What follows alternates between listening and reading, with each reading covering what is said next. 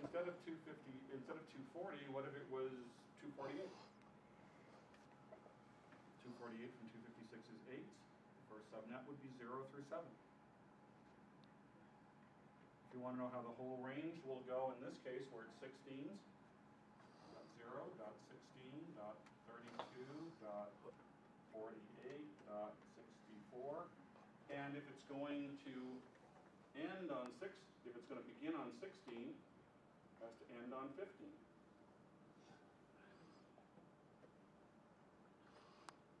How many of you find that like wicked easier? Yeah, me too. That cheat works as long as you remember how many octets you've got to deal with. Okay? As long as you remember that there's a 4th octet out there, you're going to be okay.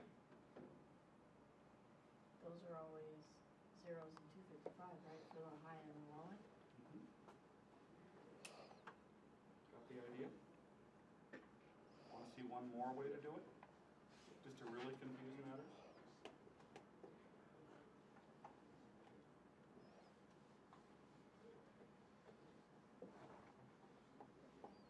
This one you'll either love me or hate me. There's no middle ground on it. Now, fair warning, I read this trick and I went, nobody would ever want to learn it that way.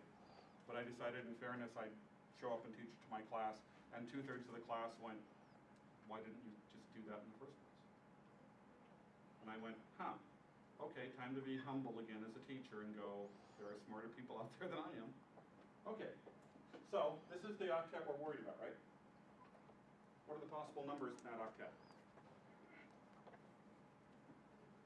0 through...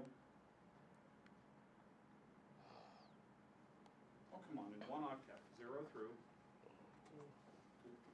255. He shows us. Now that'll make a little more sense. Okay, and I used 4 bits, right? 1, 2,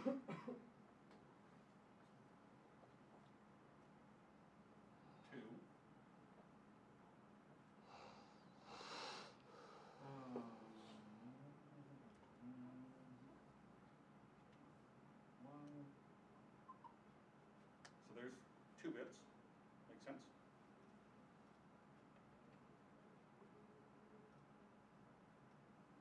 There's 3 bits. And now they're in 32s. That goes to 31, 32,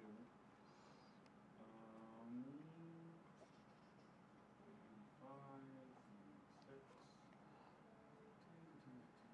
159. Where did I miss track?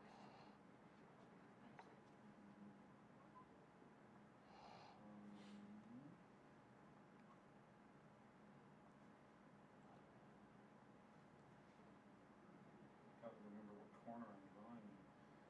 32 is 223. Right? That's 3 bits. 3 sets of lines.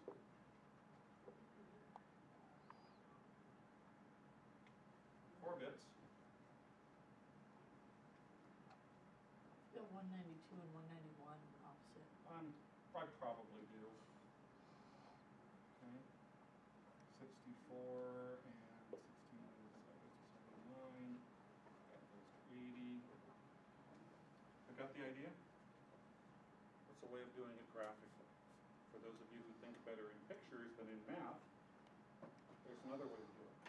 How many of you find the picture way easiest? No problem. Lots of people do.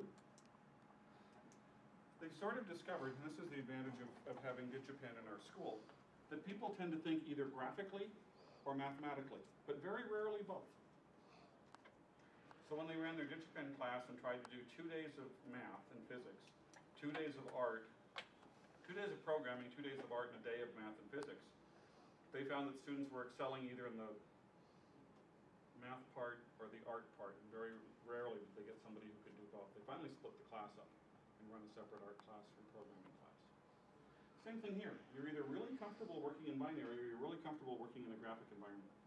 They both work. So, how how your head's doing now. Okay, anybody know what a default gateway is? First off, a gateway is just that, right? It's a break in the fence. It's breaking your network. It's the way out, right? Default gateway on your network is the address you send everything to that has to leave your network. Normally, it's a router interface. Okay? Used to be that, and you'll find textbooks that still say this, that the default gateway address was the lowest usable address in any address range. So if I had 192.168.10.0 through 255, my gateway would be 192.168.10.1. Cisco has, in this version of the curriculum, moved the gateway address from the lowest possible address to the highest usable address. So now in the diagrams, you see the gateway as 192.168.10.254. I'm not exactly sure why they changed